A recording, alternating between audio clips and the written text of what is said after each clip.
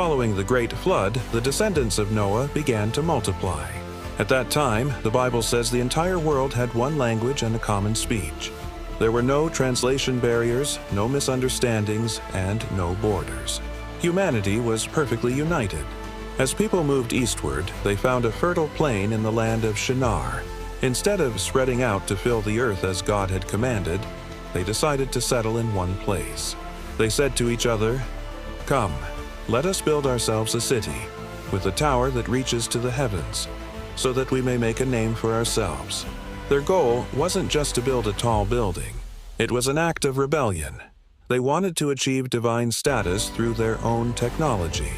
They were driven by ego and the desire for fame, rather than honoring the Creator.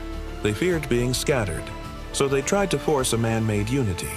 The Bible uses a touch of irony here.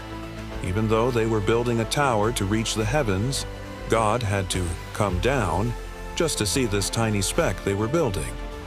God observed that with one language and one purpose, nothing they imagined would be impossible for them. But their purpose was rooted in pride. To protect humanity from its own destructive ego, God said, "Come, let us go down and confuse their language so they will not understand each other." Imagine the scene.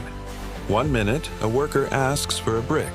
The next minute, his partner hears only gibberish. Panic and frustration swept through the city.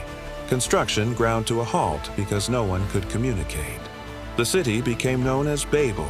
The very thing they feared, being scattered, is exactly what happened. Groups of families moved in different directions, carrying their new, unique languages with them. This was the birth of the nations, the diverse tongues, and the various cultures that now fill our planet.